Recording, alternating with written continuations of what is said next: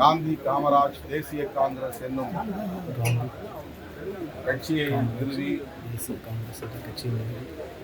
காந்தி காமராஜர் ஆகியோரின் கொள்கைகளை மக்களிடையே வெகுவாக பரப்பிய காந்தியின் தொண்டர், காமராஜரின் கருத்தியல் வாரிசு, இலக்கிய செல்வர் ஐயா குமரியானந்தன் அவர்கள் காலமானார் என்கிற செய்தி மிகுந்த துயரமளிக்கிறது. தனது கடைசி மூச்சு வரையில் காந்தி காமராஜர் கொள்கைகளில் உறுதியாக பிடிப்போடு இருந்து பணியாற்றியவர். அண்மையிலே விடுதலை சிறுத்தைகள் கட்சி நடத்திய மது மற்றும் போதைப் பொருள் மாநாட்டின் போது அந்த மாநாட்டை வாழ்த்தி 2 பக்க அளவில் வாழ்த்து செய்தி அனுப்பியிருந்தார். தொலைபேசியிலும் தொடர்பு கொண்டு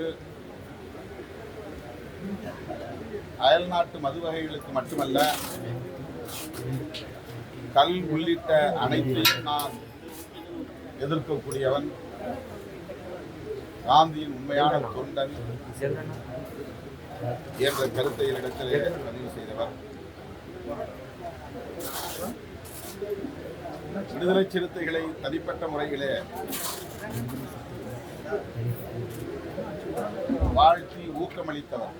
இந்த கட்சி வளர வேண்டும், தமிழ்நாட்டு மக்களுக்கும் விளிம்பு நிலை சமூகத்தினருக்கும் சிறுபான்மை மக்களுக்கும் தேவையான ஒரு அரசியல் இயக்கம் என்பதை பல வேளைகளில் எடுத்துரைக்கிறார். விடுதலை சிறுத்தைகள் கட்சியின் சார்பில் முதலாக அவருக்கு காமராஜர் கதிர் என்கிற விருதினை வழங்கி சிறப்பித்திருக்கிறோம்.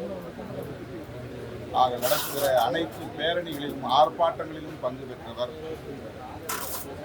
அடக்கி ஒடுக்கினால் இவர்கள் திருத்து போவார்கள் என்று சில ஆதிக்க சக்திகள் இந்த உழைக்கும் மக்களின் மீது கொடூரமான ஒடுக்குமுறைகளை ஏவினார்கள். ஆனால் இவர்கள் திருத்து போகவில்லை, சிறுத்தையாக உருமாறி சீறுகிறார்கள் என்று மேடைகளில் முழங்கியவர் எம்மை பாராட்டி, அத்தகைய ஒரு மகத்தான அரசியல் ஆளுமை இன்று நம்மிடையே இல்லை. இது தமிழ் சமூகத்திற்கு நேர்ந்த பேரிழப்பு. காந்தியின் கடைசி தொண்டர், காமராஜரின் கடைசி தொண்டர் காலமாகிவிட்டார் என்றுதான் சொல்ல வேண்டும். அந்த அளவுக்கு கொள்கை குன்றாக வாழ்ந்தவர் இன்றைக்கு நம்மிடையே இல்லை என்ற துயரம் நம்மை வாழ்த்துகிறது. அவரை இழந்து வாடுகிற அவருடைய அருமை மகள் தமிழிசை சௌந்தரராஜன் உள்ளிட்ட அவருடைய குடும்பத்தாருக்கும், காந்தி காமராஜர் தொண்டர்களுக்கும் விடுதலை சிறுத்தைகள் கட்சியின் சார்பில் நமது ஆழ்ந்த இரங்கலை